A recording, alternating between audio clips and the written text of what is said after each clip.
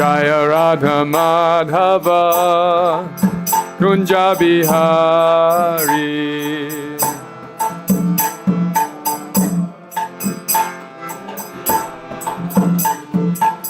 Gopi Jana Vallabha Girivaridhari.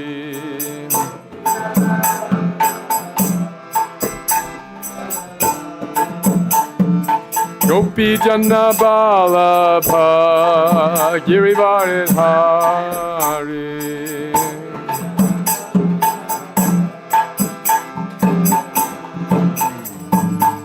Yashoda Nandana Braja Jana Ranjana.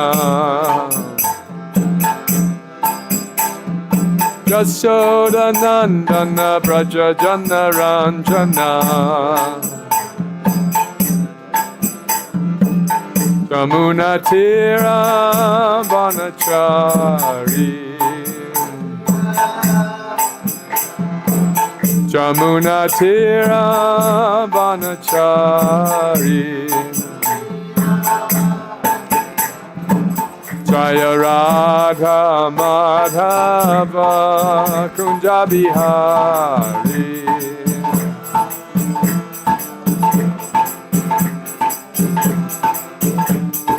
Gopi Jana Vallabha Girivaridhari.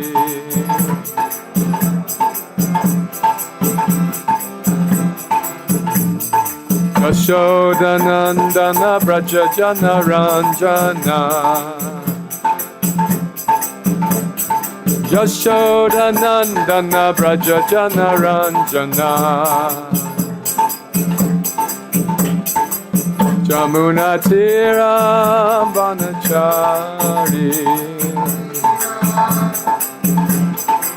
Jamuna Tira Vanachari.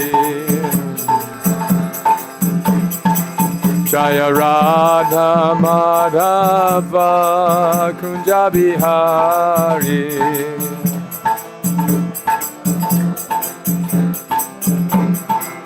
Jaya Radha Madhava Kunja Bihari.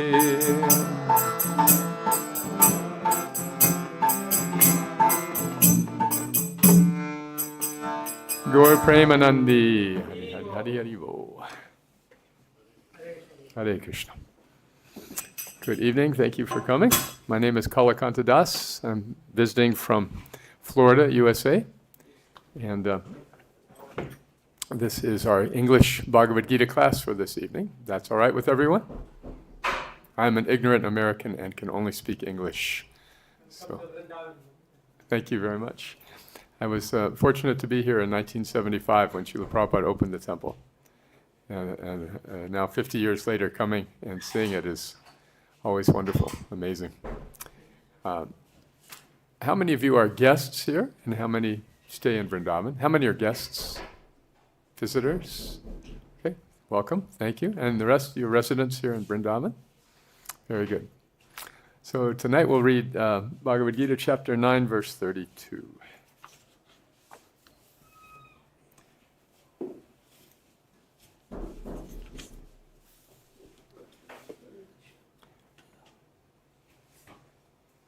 Yepi anya-devatā-bhaktā yajante śraddhayānvitāḥ tepi mam-eva kaunteya yajanty avidhi-pūrvakam yepi anya-devatā-bhaktā yajante śraddhayānvitāḥ tepi mam-eva kaunteya yajanty avidhi-pūrvakam. Anyone like to chant? Yepi anya-devatā-bhaktā yajanti śraddhayānvitāḥ tepi mam-eva kaunteya yajanti avidhi-pūrvakam. anya-devatā-bhaktā yajante śraddhayānvitāḥ te mameva kaunteya yajanti avidhi-pūrvakam anya-devatā-bhaktā yajante śraddhayānvitāḥ te mameva kaunteya yajanti avidhi-pūrvakam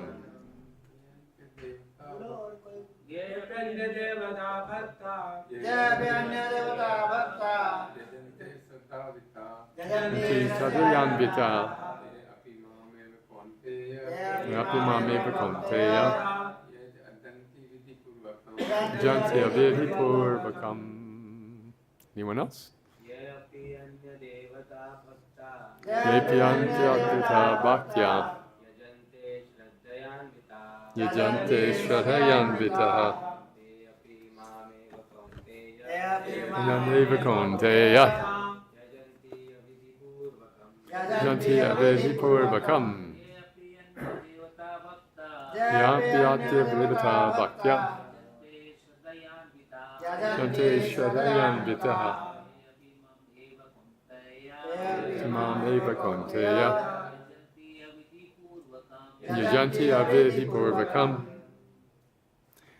Synonyms: Yea, those who, api, also, anya, of other, devata, gods, bhaktāḥ, devotees, yajante, worship, śraddhayānvitāḥ, with faith, te, they, api, also, mam, me, eva, only, kaunteya, O son of Kuntī, yajanti, they worship, avidhi-pūrvakam, in a wrong way. Translation and purport by Srila Prabhupada. Those who are devotees of other gods and who worship them with faith actually worship only me, O son of Kuntī, but they do so in a wrong way. Please repeat. Those who are devotees of other gods and who worship them with faith actually worship only me, O son of Kuntī, but they do so in a wrong way. Purport. Persons who are engaged in the worship of demigods are not very intelligent, although such worship is offered to me indirectly, Kṛṣṇa says. For example, when a man pours water on the leaves and branches of a tree without pouring water on the root, he does so without sufficient knowledge or without observing regulative principles.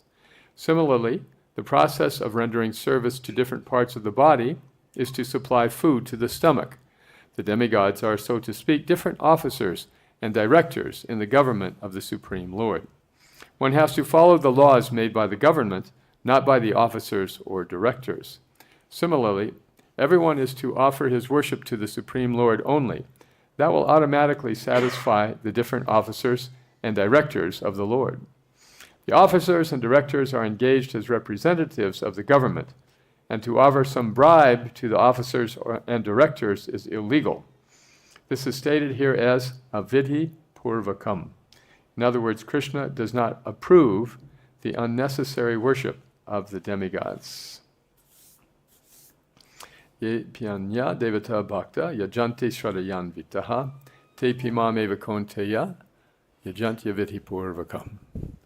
Om ajnana-timirandasya jnananjana shalakaya chakshurunmilitam jena tasmai Shri Gurave Namah. Shri Chaitanya Manobhishtam Stapitam Jena Bhutale Swayam Rupa Kadamayam Dadati Swapadantikam. Vandeham Shri Gurun Shri Yuta Padakamalam Shri Gurun Vaishnavamscha Shri Rupam Sagrajatam Sahagana Raghunathanvitam Tam Sajivam Sadvaitam Savadhutam Parijana Sahitam Krishna Chaitanya Devam Sri Radha Krishna Padan Sahagana Lalita Shri Vishakanvitam Sha.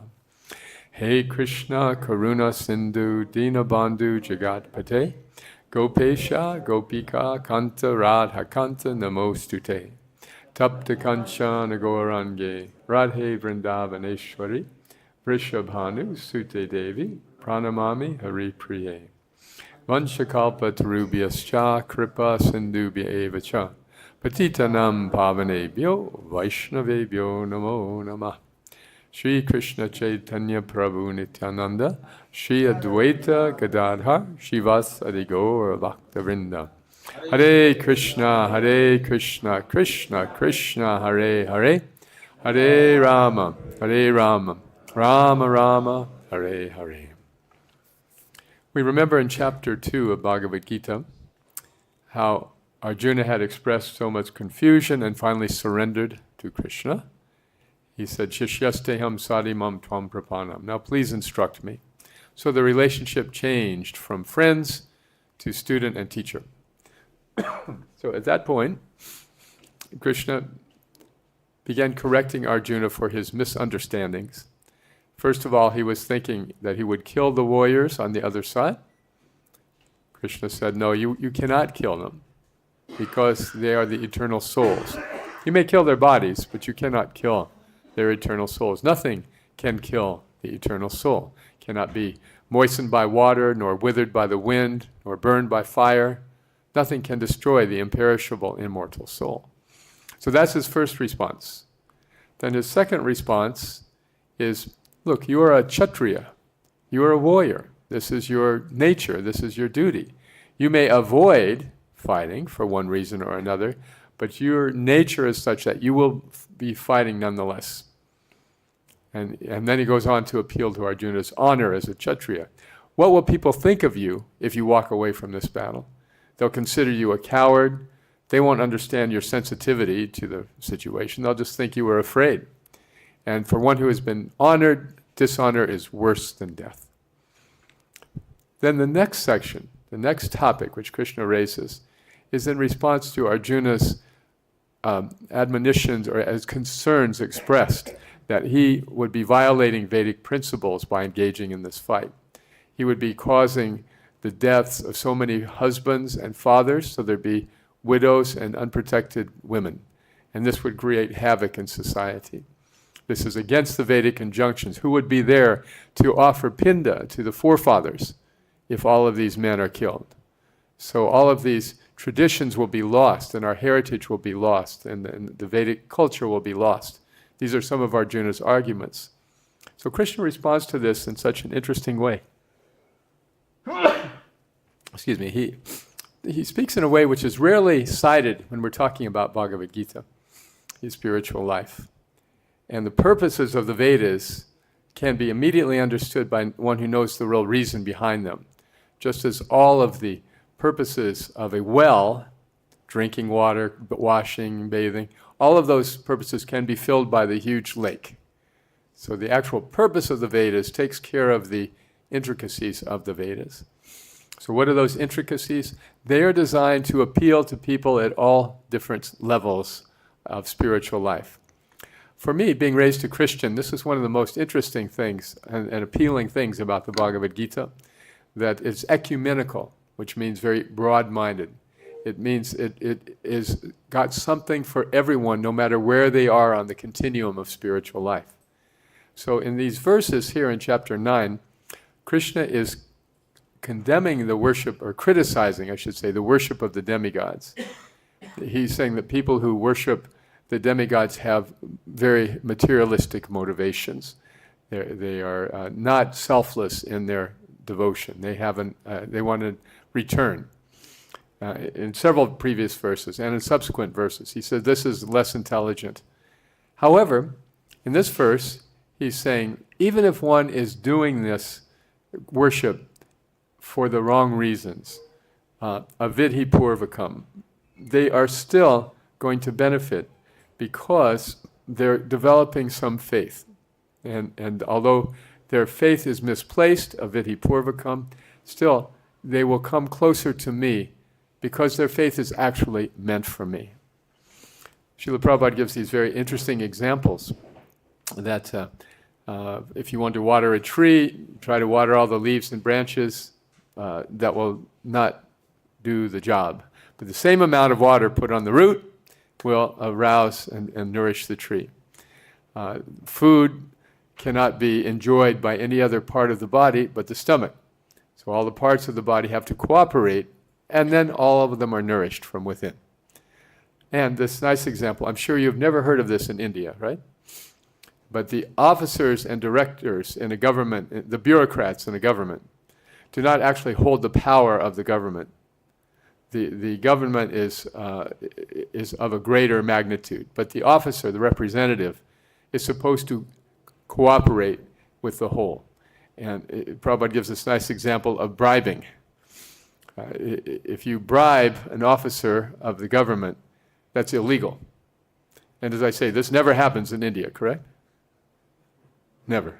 No. So, what is that?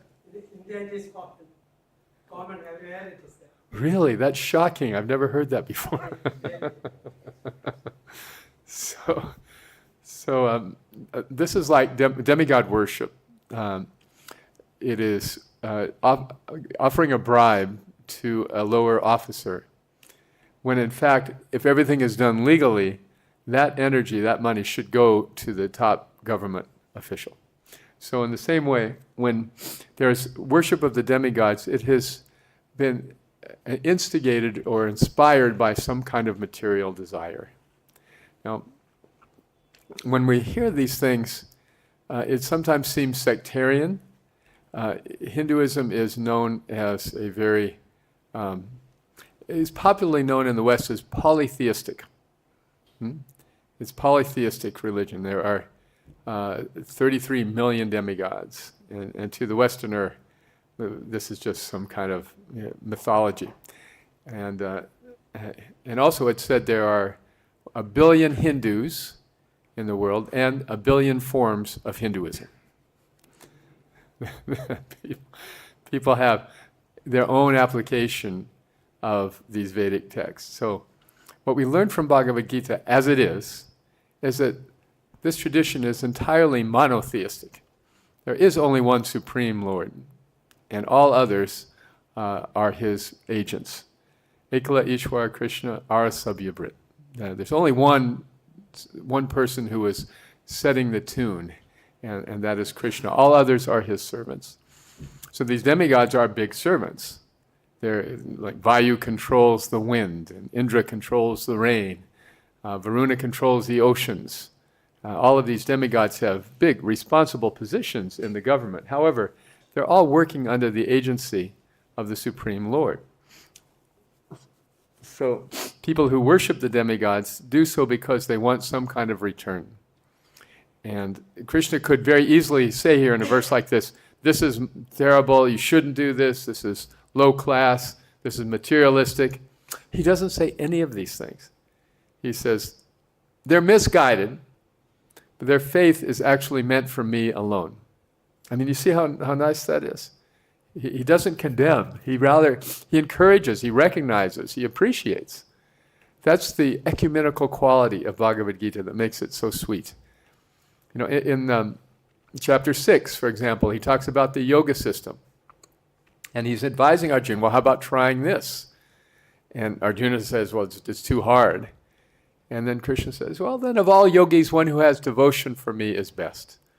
He doesn't condemn the other paths. He just expresses the superiority of the bhakti tradition and the bhakti method.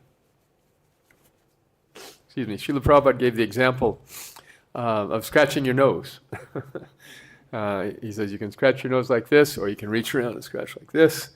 See, to go directly to Kṛṣṇa means to just do it properly and not indirectly through the agents of the demigods.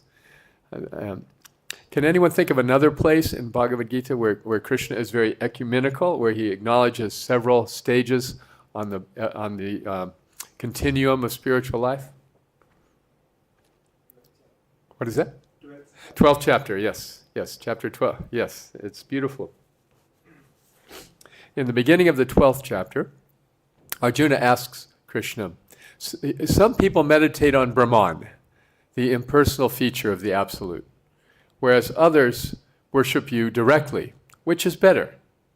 This is a beautiful question and an important question. Again, commonly in Hinduism, in India, most people think that Brahman is superior to Kṛṣṇa, that Kṛṣṇa is an agent of Brahman.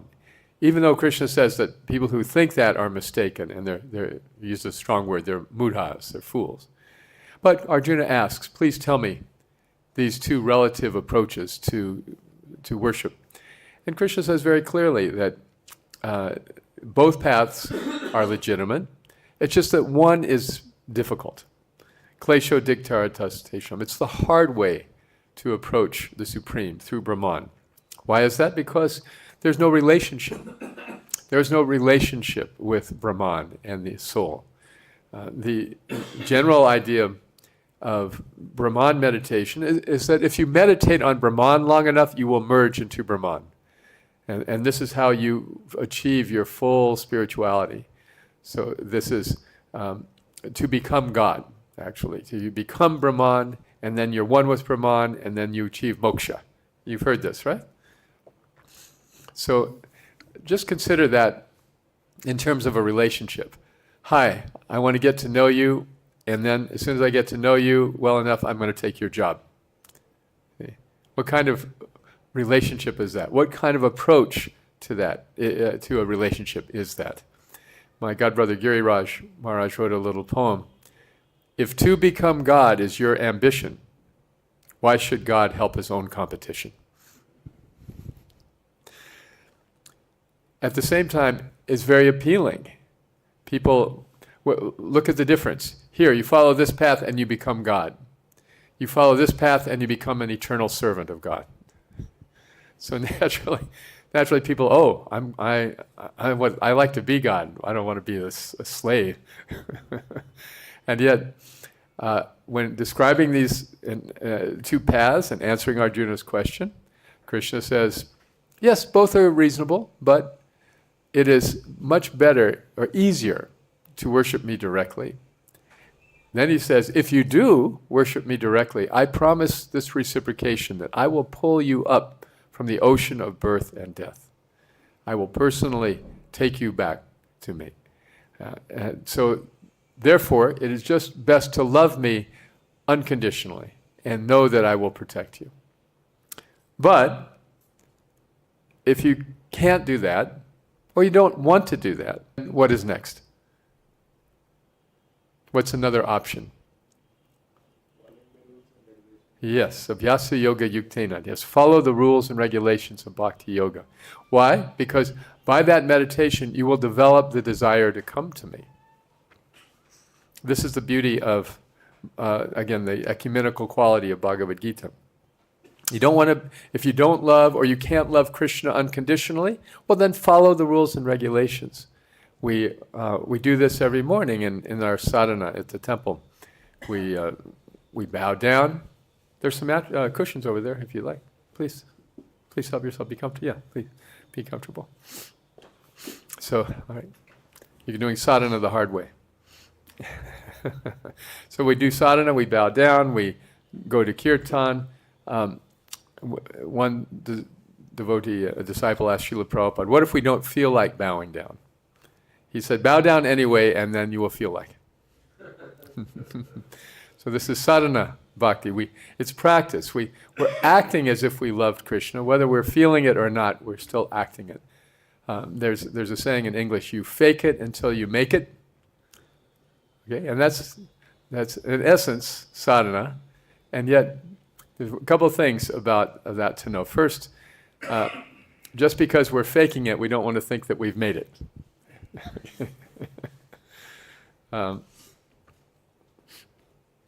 Anyway, the main thing is that sadhana is the next option. After sadhana comes what? If you can't do sadhana or you don't want to do sadhana bhakti, what's your next option? Just work for me. Kṛṣṇa says, yes, just work for me. Now, what does that mean? It can mean a number of things. For example, if you have a job, then you give some of your salary to Kṛṣṇa. If you have time, then you volunteer and help at the temple with some seva. It doesn't involve chanting, it doesn't involve reading, it just involves engaging in some kind of constructive service dedicated for Kṛṣṇa. But if you don't want to do that, then what? Yes, do something selfless. Do something selfless. Why? Because that will bring you peace of mind. So if you don't want to do selfless work for Kṛṣṇa, then do selfless work for some charitable cause. So in this way, there's a whole series of options that Kṛṣṇa gives us. And he gives each one respect. At no point in the Gita does he say this is condemned. See? So even here, the worship of the demigods, which he berates in many places, still if they do that, if somebody chooses to worship the demigods, then they will, they are actually offering their faith to me. It's a beautiful thing, isn't it? Even though it's misdirected, and even though worship of the demigods is generally motivated for some kind of return, still Kṛṣṇa accepts that. He's so gracious and so kind. You might remember when Nanda Maharaj was about to offer the sacrifice for Indra. So this was an annual event, it was a big deal. They had collected all the foods and all the ingredients of sacrifice, and he was all set to go when Kṛṣṇa comes and says, "Father, what's going on here? What is this for? Please tell me. You should tell me because I'm your son. You know, you might not tell a secret to an enemy, but I'm your son. You can trust me. Please tell me." So then Nanda Maharaj is very happy, saying, yes, this is the Vedic tradition. We offer respect to Indra because Indra gives us rain, and from the rain we grow our grains, and we take care of our cows, and we depend upon Indra. So it is our duty to offer worship to Indra. And Kṛṣṇa says, Father, think about this for a moment. If we are offering sacrifice to him and Indra reciprocates, then it's actually our sacrifice that is important. You know, we do the sacrifice, Indra has to oblige. So it's not Indra we should worship, it is the sacrifice itself. It is the work itself that actually makes things happen, not Indra. Indra's just a figurehead. And anyway, Indra sends rain, but it falls sometimes in the ocean where it's wasted, or on the rocks where it does no good. So rain's coming anyway. Why worship Indra? Where are we really getting our sustenance? We're getting it from Govardhan Hill. Govardhan Hill gives us grass for the cows. It provides water for us. It provides so many trees for us to take from in various ways. So why don't we worship Govardhan instead of Indra? If we don't, aren't we like a wife who has a paramour and is not faithful to the husband but is actually interested in this other person? The husband who's providing, who's giving, she's nominally faithful, but actually her heart is with someone else. So aren't we being unfaithful to the true source of our sustenance, Govardhan Hill? So with these arguments, Kṛṣṇa persuaded Nanda Maharaj. He said, well, this is very interesting. All right, so we'll redirect our sacrifice from Indra to Govardhan Hill. And of course, Govardhan is Kṛṣṇa himself. But they did not realize that. But by doing this little philosophical jugglery, Kṛṣṇa was redirecting their worship to himself.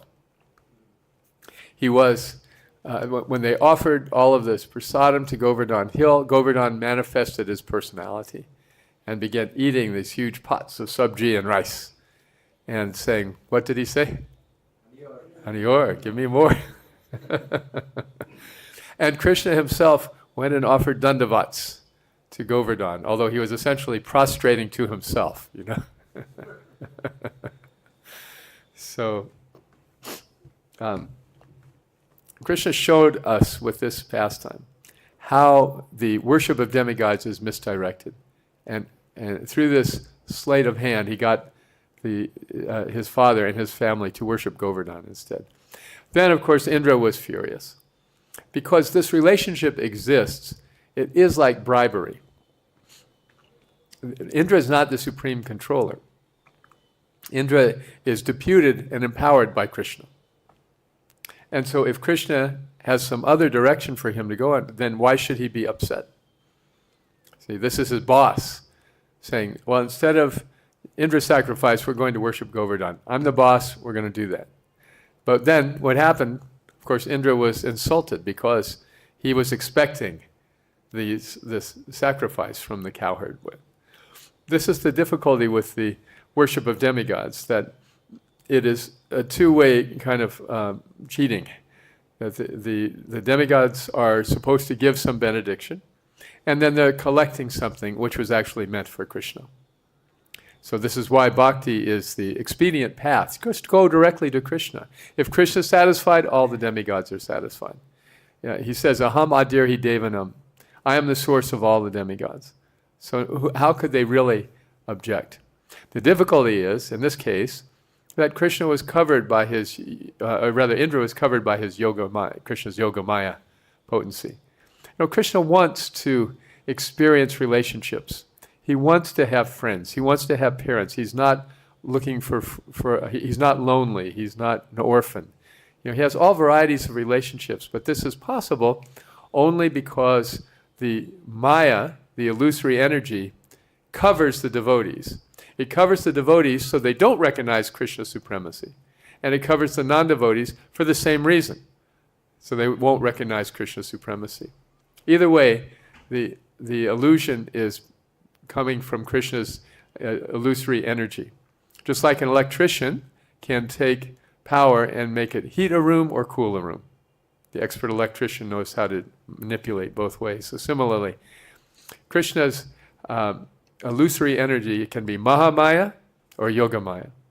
So in this case, Indra is covered by this Yogamaya, and that he's thinking Kṛṣṇa is an ordinary person. He should know better because he's an employee of Kṛṣṇa. He's an empowered agent of Kṛṣṇa. But Indra, he's also covered sometimes by his own material desires. This reciprocation between the devotee, the worshipper, and the demigod is just characterized by kind of a cheater and cheated mentality. There was a story of a worshipper of Kali. Prabhu told this story. This Kali puja was going on, and the devotee of Kali came to her and said, "My dear Kali, please bless my business, bless my family, help me prosper."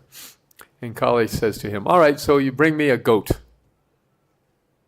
So the man goes to the market and he comes back empty-handed. What happened? Well, Kali, I got to the market, but the goats were so expensive. She says, all right, bring me a chicken. So he goes, and again he comes back empty-handed. What happened? "Oh, I'm sorry, by the time I got to the market, it was closed." So Kali says, "Well, could you bring me a fly?" And he says, "My dear Kali, there's so many flies buzzing around. Can't you just take one for yourself?"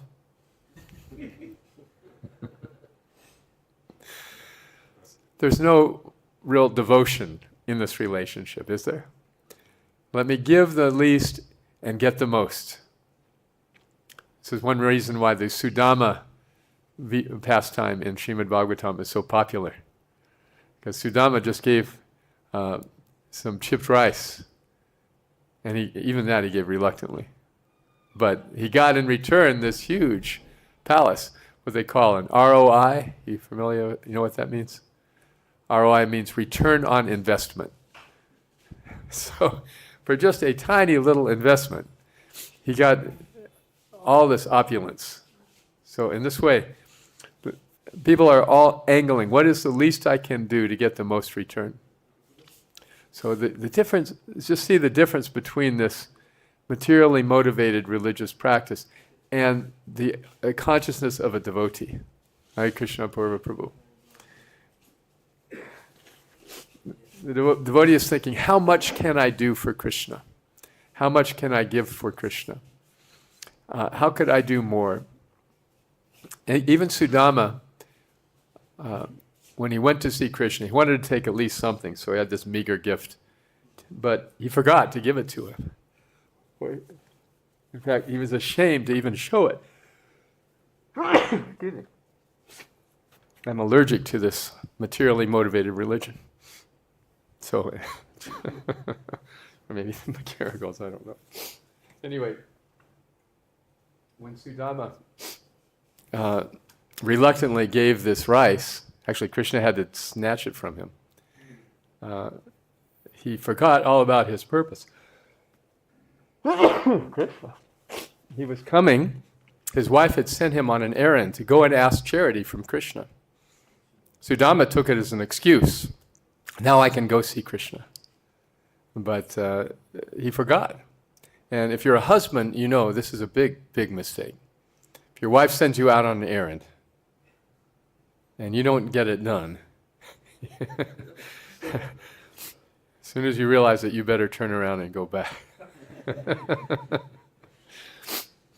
There was a study about the difference between men's and women's brains, that men and women have equally sized brains, just to clarify that, according to the size of their body, proportionally identical. However, the electricity, the wiring is different. In the women, both lobes of the brain communicate, the rational and the intuitive. In the men, it's only rational. Rational is very dominant. So if the wife asks the husband, "Can you take out the garbage?" The husband rationally thinks, "Yes, I am capable of picking up. I know where to take it. Yes, I can take out the garbage." 2 hours later, the wife comes back. "I thought you were going to take out the garbage." "Oh, well, you asked me if I could. I could. Yes, I can. I am capable." So this is why marriage is so exciting. But the point is that when Sudama went to see Kṛṣṇa, he had no material motivation at all. He was only going to see Kṛṣṇa with this excuse that his wife had kindly given him. So when he went to Kṛṣṇa and gave him the chipped rice and then realized he'd never asked for charity, he was thinking, "My Lord is so kind. He knows that if I got some opulence from him, I'd probably become bewildered.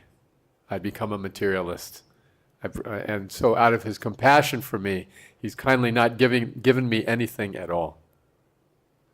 And for him, that was fine. He was completely satisfied. In fact, he was appreciating, "My Lord is so kind." You know, generally, money and religion, money and spirituality don't mix very well. Once Professor Thomas Hopkins, who did his PhD on Srimad Bhagavatam, asked Srila Prabhupada, "What is the most important passage in Bhagavatam?" Does anyone know what Prabhupada answered? What? Any guesses? If somebody asks you, what's the most important verse in Srimad Bhagavatam, what might you say? Ete Chamsa Kalapumsa. Yes, Krishna is the supreme. Yeah, but that wasn't it. Good guess, though. Any other guesses? What? Kuntī, yes, Janmashvarya Shuta Shribir. Very good guess, but also not that one. He said a verse, a kind of obscure verse from the first canto, second chapter, verse 9.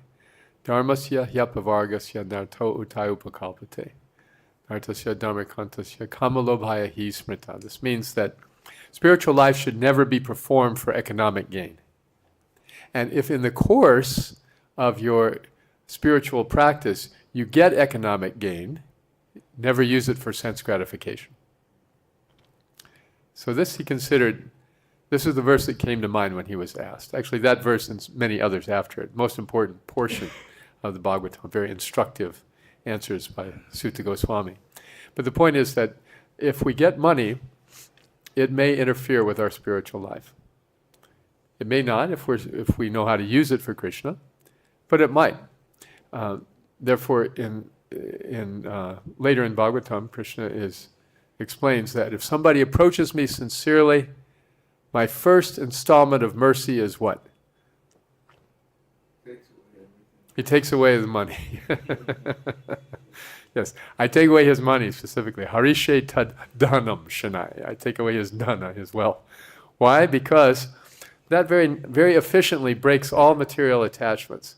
Not only one has no attachment to money anymore, but all one's friends and family don't want anything to do with you anymore. So it's said if Kṛṣṇa likes you, he gives you everything. If he loves you, he takes everything away. That's the first installment of the mercy. So of course Sudama received so much opulence, and it did not affect him at all. And there are so many cases of devotees being very opulent, or devotees being very poor. And in other cases, it doesn't affect the heart of the sincere devotee. This is the difference between worship of Kṛṣṇa and worship of the demigods. If we worship the demigods and you don't get in return, then it's all a waste of time. But if we worship Kṛṣṇa, then we actually trust Kṛṣṇa to do with us as he likes. Nadanam najanam nasundarim kavitam bhajagadisha kamye. Lord Chaitanya prays, I'm not approaching you for any purpose other than your causeless service in my life. I may be rich, I may be poor, that doesn't matter. Whatever you give to me, Kṛṣṇa, I accept that, as long as I can have this relationship with you. It's a beautiful story in the 11th canto of Śrīmad Bhagavatam about the Avanti Brahmana. This Brahmana was very, very rich, and he was really dominant in his village.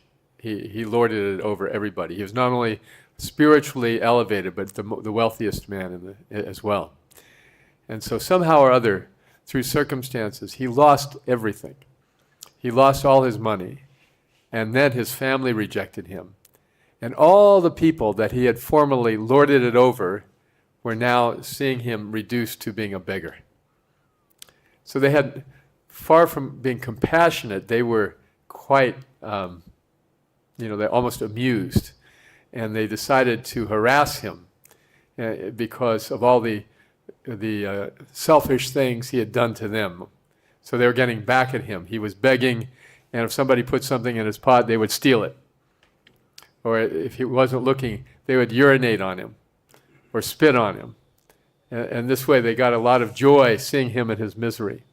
But the Brahmin had changed, because when he lost everything, he simultaneously got this realization that I am meant to serve God. I am not meant to enjoy this world.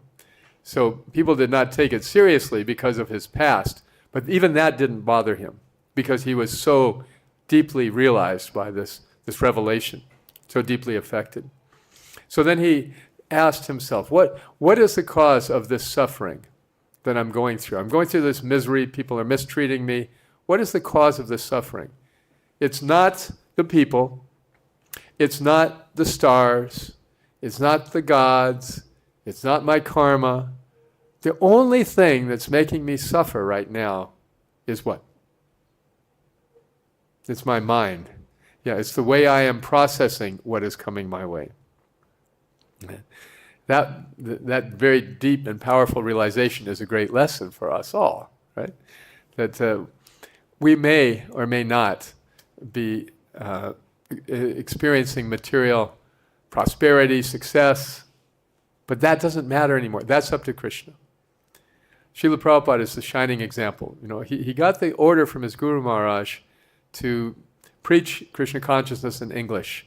And just imagine, for many years, many years, he was trying to do this while he was working, and then when his family life was finished, full-time he was doing it.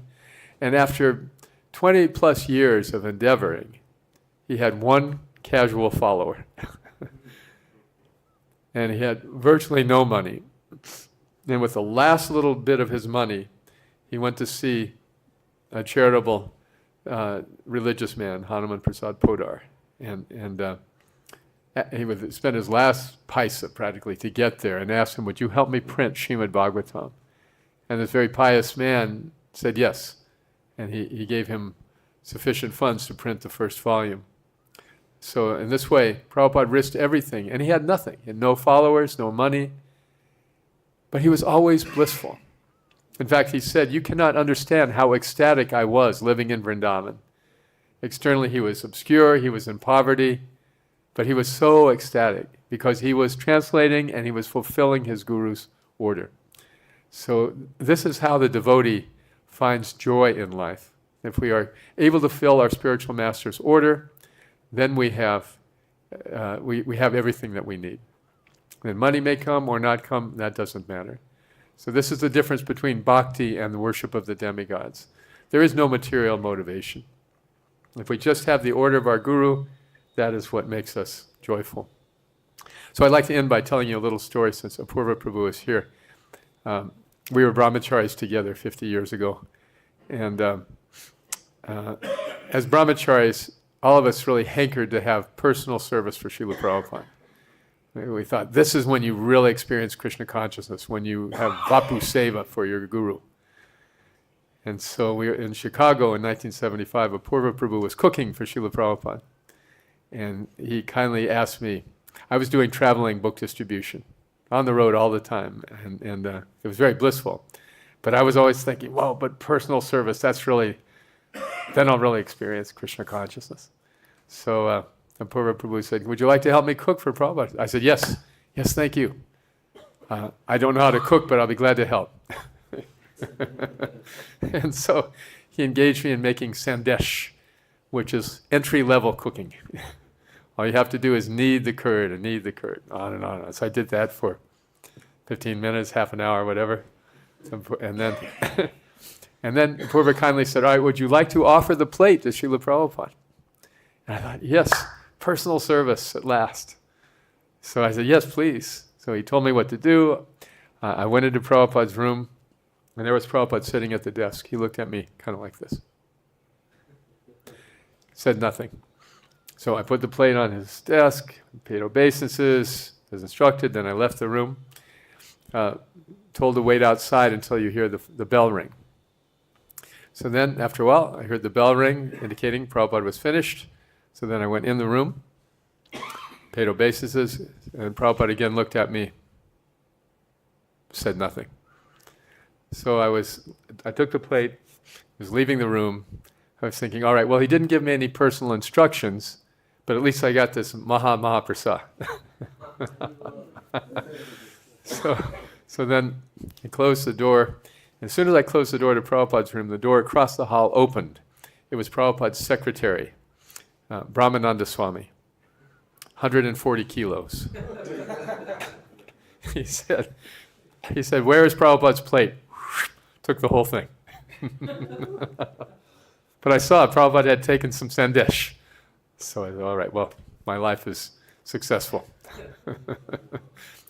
Then the next day, Apurva Prabhu came up to me and said, Prabhupada was asking, why are so many men staying back from book distribution to cook for me? So I thought I can enjoy Prabhupada's association, but the actual connection is through the order of the Guru, not the Vapu. So that was a valuable lesson that has sustained me all these years. And yet I'm so grateful for Apurva Prabhu. All right, so in short, we're saying that devotional service is done without any expectation of reward. The devotee Kṛṣṇa may give money, may not, that's up to him. It is in that way starkly different than demigod worship, and at the same time Kṛṣṇa is appreciating the worship of demigods. At least they're showing some faith in the spiritual path. Questions, comments? Any reflections? Yes, Prabhu. Thank you for the wonderful class. Thank you, Lord. And I have two questions. One is like in the translation here it says those who are devotees of other gods and worship them with faith actually worship only me. Mm-hmm. So when they say so how to understand this point, like if somebody worships the demigod, they are actually worshiping me. Yes. So giving the part of how to understand. Because they're worshiping Kṛṣṇa because the demigods are representing Kṛṣṇa. And he is appreciating, that's again the beauty, he's appreciating they're at least trying to worship some higher person. They're not thinking themselves the center of everything like the demon. Right? Ishwaraham aham bhogi samsiddhim balabam sukhi. Kṛṣṇa says that the demon thinks I'm the only object of worship. So at least there is some step on the spiritual path.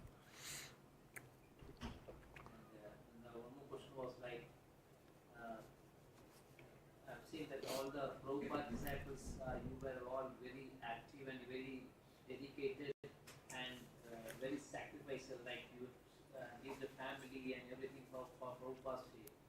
And that motivation is not there in me, and like this, how did you got this all the motivation? How can we improve in that? Well, see, Bharte Bhumi Holi Manusya Janmasar, that to be born in India is a huge advantage in spiritual life.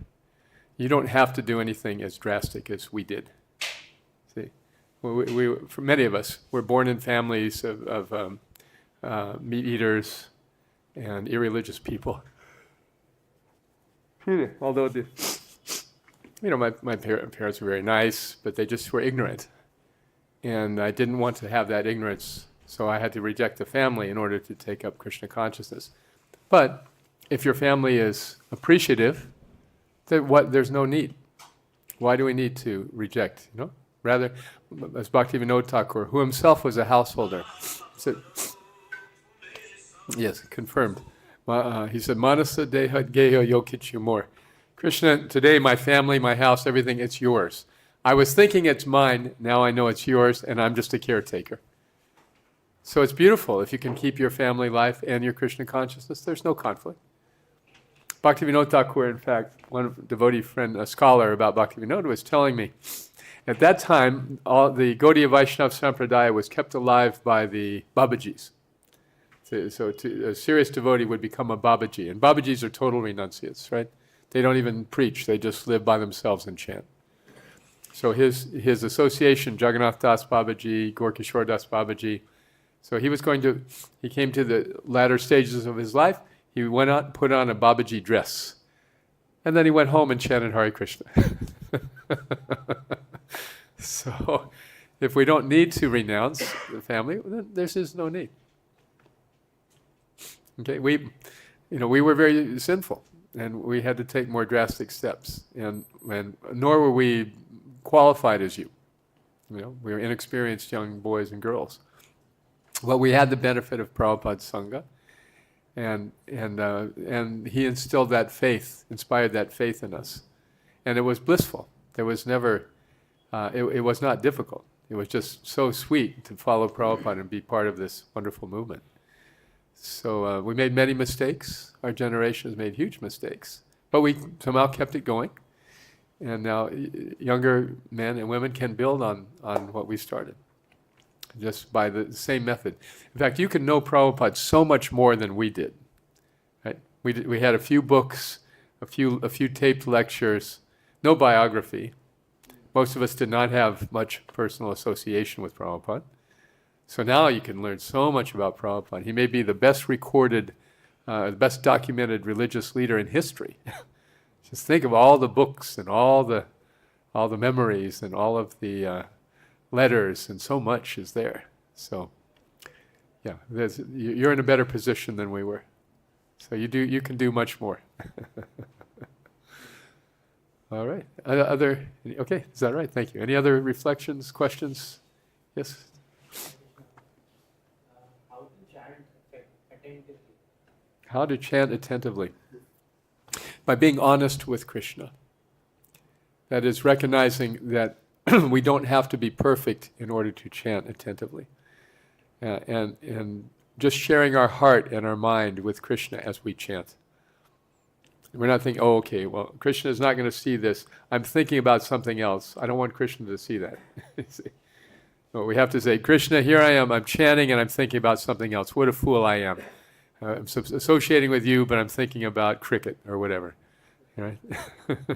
So, okay, Kṛṣna, I'm a fool. Anyway, you have to accept me. Foolish as I am, you have to take me. Here it is. Hare Krishna, Hare Krishna. Just being ourselves, being honest, understanding that Kṛṣna is in our heart and knows everything that's going on in there. And so when we catch our mind wandering, without judging, without criticizing ourselves, without caring very much about it, we just bring it back. We're crippled, we're deficient, we have very restless minds. Anyway, we're chanting. So Kṛṣna, I'm a burnt chapati, but you have to take me anyway. Because that's all I have to offer today.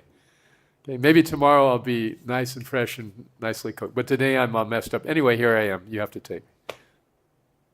Okay? At least I find that helpful. All right, anything else? Thank you. Oh, yes, Prabhu. You mentioned that in second chapter, Krishna tells Arjuna that if you don't fight, then what will others think of you? Yes. And if you don't do your śraddhayā dharma, then what else will you do? But in general, like as a devotee, should we think on those lines? Because these conversations are more about like time laziness and efforts. Mm. Sometimes it is also said in Bhagavatam, kaunteya, right? So you can give up your duties if you can do that for Kṛṣṇa. So like it looks like a grey ground. So how do you resolve it for a person? Right, he's telling on one hand. Recap the question. Yes, a very good question. He's saying that Krishna is telling Arjuna, you're going to be doing your duty as a Kshatriya anyway. You should do your duty. That's more important. And then elsewhere in Bhagavatam, we read, Taktva swadharmam charanam bhujam harer, that anyone who gives up their duties for the sake of Krishna is better off than somebody who does them for material gain. Yeah. So the point in both cases, the point is to serve Krishna. These arguments given by Krishna at the beginning of the Gita, including rejecting the Vedas, are all preliminary arguments. They're just setting him up for the actual message of the Gita. Sarvadharmam parichaja. Sarvadharmam parichaja. You give up all dharma and surrender to me. So he says that at the end, but not at the beginning of the chapter. And then the Srimad Bhagavatam is a postgraduate study of the Gita. Therefore, taktva swadharmam, one who gives up their duties for Krishna is never a loser. Is that okay? Okay. Yeah, this is something. Krishna doesn't just... He explains things so nicely and thoroughly and accommodatingly, allowing everybody to participate, even the worshiper of the demigods. What is that? All men follow my path in all respects, right? As they surrender to me. What is that verse? As they surrender to me, I reward them with call. Yajante mam prapadyante tams tataiva bhajamyaham. Yes. Everyone is on my path. Everyone, even the materialist, is banging his head on the material world to learn, oh, I got to do something else with my life. Okay. So everyone is following Krishna's path in all respects. All right? Anything else? But then there is Devi Varnashrama and Asuri Varnashrama. Do you, in Nectar of Instruction, Prabhupada says that even the means of the earning should be scriptural. Even the means of earning should be scriptural. Yeah, so is that somehow a violation of Dharma if our means of earning is somewhat less than ideal? Yeah, like business, right? Yeah, business is by nature dirty, Prabhupada said. The businessman says, for you, I make no profit, which is an outright lie, because if he didn't make profit, he couldn't be in business, right? But that's the dharma of the Vaishya. So for the Vaishya to fudge things a little bit, that's part of the duty. Just like for the Kshatriya to kill somebody and inflict pain on that's part of the duty. And for the Brahmin to be detached, that's part of the duty. Every Varna has its austerity. It has its imperfection. And the whole system is ultimately just to help us progress in the course of our life towards Krishna. Eventually, we give all of that up. Sarvadharma parichaja. Okay. Thank you, Prabhu. I hope you have a nice evening and wonderful festival here. All glories to Srila Prabhupada.